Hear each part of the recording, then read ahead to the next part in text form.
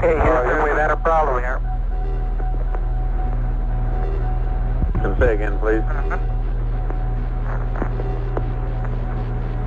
Houston, we've had a problem. Halo semuanya guys, kembali lagi sama gue Aldo di Aktol hari ini. Dan tentunya harusnya video ini rilis setelah lebaran. Jadi selamat lebaran buat kalian semua, teman-teman saya yang muslim-muslim yang sedang beribadah semua ya. Semoga lancar-lancar dan dikasih berkat ya sama Tuhan ya, supaya semuanya lancar-lancar semua. Walaupun teman baik saya kebetulan lagi bulan-bulan Ramadan ini barusan aja mobilnya meledak guys di tol guys. Keluar asap guys. Padahal dari sini dari kantor mau pulang keluar asap ya. Jadi Ramadan ini diberikan ujian, kali aja nanti dapat berkat yang lebih banyak lagi gitu dari Tuhan ya. Jadi kalau lagi dapat mungkin musibah ya di masa-masa ini, kali aja nanti dapat berkat yang lebih banyak. Nah, semoga itu terjadi guys kepada kita semua ya. Tapi hari ini gue pengen ngomongin soal tentang Project Apollo 13 yang adalah misi pemberangkatan NASA ke bulan, yang keberangkatan ini tuh hampir menghilangkan nyawa 3 astronot yang bertugas waktu itu. Misi NASA ini tuh sempat jadi bahasan warga internasional yang waktu itu nonton berita real time soal keadaan 3 astronot NASA yang bisa aja nggak selamat dengan kondisi unit roket yang punya masalah teknis sangat-sangat major waktu pada saat itu.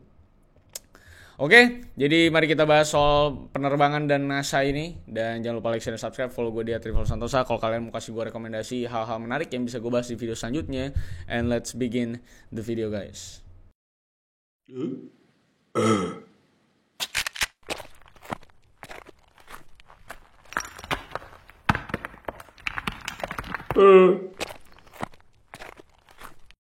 I lost myself. I waited still for a glimmer to arrive. I know it will. Oke, di video kali ini gue mau ngebahas soal misi pemberangkatan NASA ke bulan yang punya nama Apollo 13. Tapi sebelum ke sana, gue mau ngejelasin dulu gimana ceritanya Amerika itu bisa punya ide buat nerbangin manusia ke bulan. Jadi di tahun 1960-an itu kan masih zaman-zamannya Cold War ya, atau perang dingin, dan balapan teknologi luar angkasa alias space race itu mulai terbentuk dan jadi kejar-kejaran banyak negara. Makanya di tahun 1961, Presiden Amerika Serikat pada saat itu, yaitu adalah John F. Kennedy, itu memutuskan buat men-challenge atau menantang negaranya buat bisa ngebawa orang mendarat di bulan. Dan itu terjadi juga di tahun 1969 pada Project Apollo 11 dengan Neil Armstrong sebagai astronotnya yang kita kenal ya. Dan ada komedi-komedi di mana Neil Armstrong katanya denger azan maghrib di bulan ya. Padahal kan di bulan tidak ada suara gitu ya. Nah, sedikit informasi juga, proyek ini tuh dikasih nama Apollo dengan filosofi kalau penerbangan Apollo tuh bisa ngebawa cahaya pengetahuan ke semua kalangan masyarakat dunia. Karena kalau kalian lihat medalionnya, di sana tuh ada gambar Apollo yang dianggap sebagai dewa matahari di mitologi Yunani. Medalion itu juga lengkap juga sama gambar matahari dan bumi. Jadi memang seakan-akan jadi pencerahan pengetahuan buat bumi gitu ya ceritanya sih proyek Apollo ini di tengah-tengah perang dingin. Dan setelah Neil Armstrong itu juga ada Project Apollo 12 sebenarnya di tahun yang sama, tapi yang mau gue bahas di sini tuh fokus di Apollo 13-nya karena ceritanya cukup gila menurut gue. Project Apollo 13 sendiri itu dilaksanakan pada tanggal 11 April 1970 dengan tujuan untuk mendaratkan para astronot yang bertugas di daerah Fra Mauro, sebuah nama lokasi yang ada di bulan. Nah, personil astronot yang bertugas di Apollo 13 sendiri itu ada total 3 orang. Yang pertama itu adalah James Lovell, Fred Haise, dan juga John Swigert yang waktu itu ngegantiin astronot lain yang kebetulan itu jatuh sakit pas mau berangkat. Dan spacecraft atau pesawat luar angkasa yang mereka pakai pada saat itu tuh punya 3 bagian utama, yaitu command module yang berperan sebagai area utama buat ketiga astronot ini. Terus ada lunar module yang bentuknya itu kayak serangga dan fungsinya itu buat ngebawa 2 dari 3 astronot tadi mendarat di bulan. Dan yang terakhir itu adalah service module, bagian pesawat yang isinya itu mesin utama, tangki oksigen dan juga komponen-komponen teknis lain buat ngoperasiin pesawat ini. Jadi waktu udah sampai ke bulan, ketiga bagian ini tuh terpisah satu dengan yang lainnya. Dan seperti yang gue bilang tadi, lunar modulnya itu jadi bagian yang ngebawa 2 astronot ini buat mendarat di permukaan bulan. Sedangkan satu astronot yang lain itu tetap ada di command module buat saling berkoordinasi dan mengorbit di sekitar bulan buat bawa astronotnya balik gitu ya. Lalu pada tanggal 11 April 1970 jam 2.37 siang, mereka tuh memulai misi pemberangkatan ke bulan tersebut buat beberapa hari ke depan. Tapi animo masyarakat terhadap pemberangkatan ini tuh cukup berbeda dan turun jauh kalau dibandingkan sama waktu Neil Armstrong dengan Apollo 11-nya terbang ke bulan. Jadi memang pemberangkatan ke bulan pada waktu itu tuh udah kayak one time experience aja kayak hebohannya. Karena memang selain kayak yang ya udah astronot terbang ke bulan terus pulang lagi, frekuensi penerbangan ke luar angkasa yang dilakuin NASA juga bisa dibilang sering banget, bisa sampai 3 kali dalam kurun waktu 1 tahun. Dan ditambah lagi nggak banyak juga media cetak dan stasiun TV populer pada saat itu yang juga memang tidak memberitakan update soal Apollo 13 ini secara masif. Jadi kayak di koran pun orang-orang pada saat itu baru bisa ngeliat tentang Apollo 13 ya di halaman-halaman belakang. Nggak kayak pas zamannya Neil Armstrong yang benar-benar satu dunia tuh kayak dapat pencerahan baru gitu ya. Jadi ya beritanya biasa-biasa aja. Tapi walaupun ketertarikan masyarakat gak seheboh sebelumnya, yang terpenting kan sebenarnya keberhasilan dan keselamatan misi ini buat para astronot dan juga pihak NASA. Jadi sebenarnya nggak terlalu butuh heboh-heboh amat juga sebenarnya, kecuali untuk kebutuhan perang dingin ya. Dan keberhasilan ini juga sebenarnya udah ada di depan mata di 30 jam pasca keberangkatan. Karena para astronot ini masih bisa ketawa-tawa dan bercanda lewat capsule communication atau Capcom-nya. Dan perjalanannya juga cukup lancar tanpa ada kendala apapun. Bahkan di jam ke-46 mereka tuh sampai bilang kalau penerbangan di dalam unit pesawat mereka itu cukup membosankan karena terlalu mulus. Dan bahkan mereka juga masih bisa ngeprank tim NASA yang ada di bumi dengan nyalain alarm palsu buat jadi bercandaan. Dan di jam ke-55 pun mereka masih bisa ngobrol-ngobrol santai sambil bercanda-canda di siaran langsung sama stasiun TV yang terhubung sama mereka. Sampai ke 1 jam setelah siaran TV tersebut selesai, di jam ke-56 itu, tiba-tiba mereka mendengar suara ledakan keras dari arah service module. Dan mereka saling ngira kalau itu tuh cuman bercandaan dan ulah iseng salah satu dari mereka. Tapi setelah saling lihat-lihatan satu sama lain, mereka semua panik dan langsung ngabarin ke tim yang ada di bumi kalau ada masalah besar yang terjadi dan kali ini mereka nggak lagi bercanda lagi. Setelah diperiksa, ternyata ada tabung oksigen yang korslet dan bikin ledakan besar di bagian service module.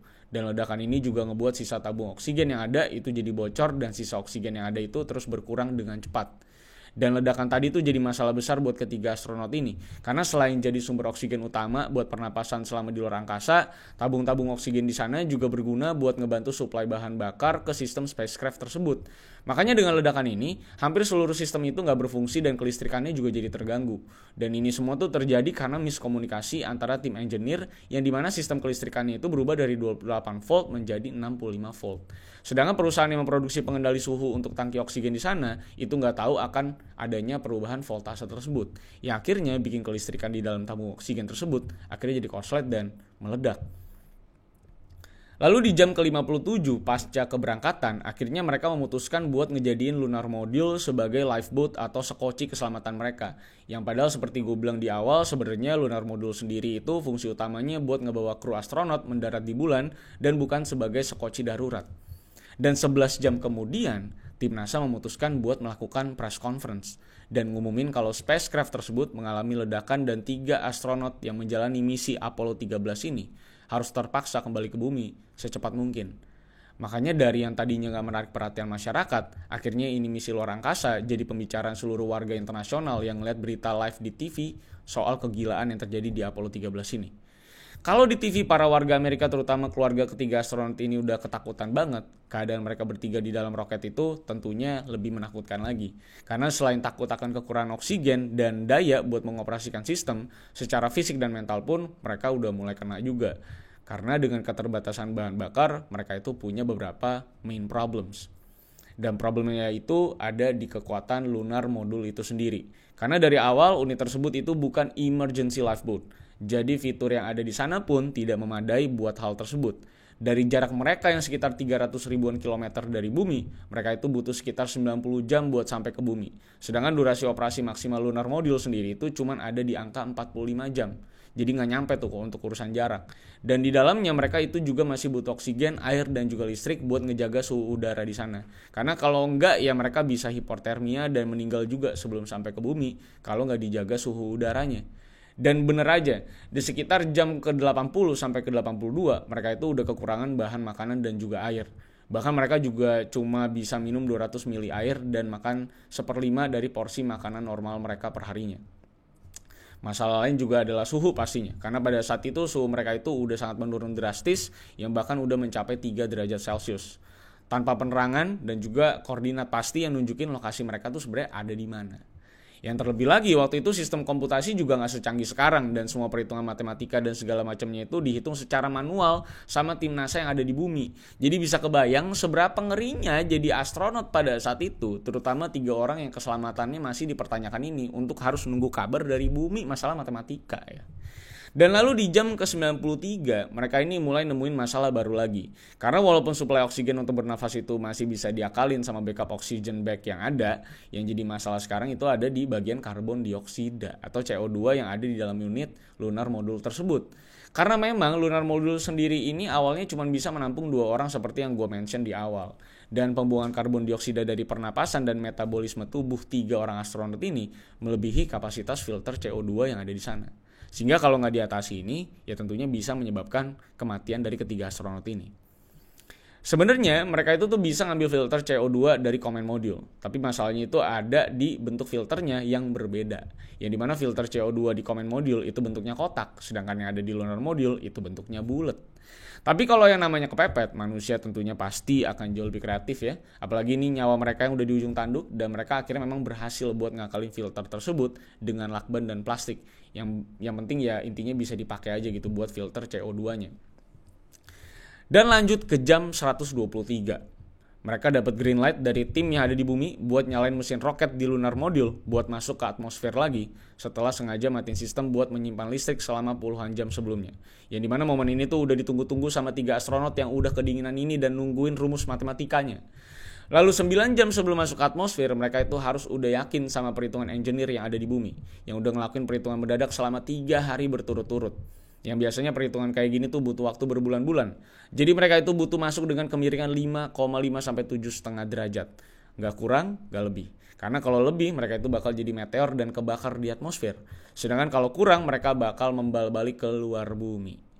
Dan waktu mereka mau masuk atmosfer, ini adalah momen paling tegangnya mereka. Karena koordinat mereka tuh juga udah mati. Jadi mereka itu harus ngira-ngira semuanya secara manual dengan mata. Dan satu-satunya cara buat ngatur kemiringan mereka itu dengan mati nyalain mesin secara berkala. Jadi emang udah bener-bener pinter-pinteran ngakalin mesin aja buat yang namanya cara mereka balik ke bumi lagi.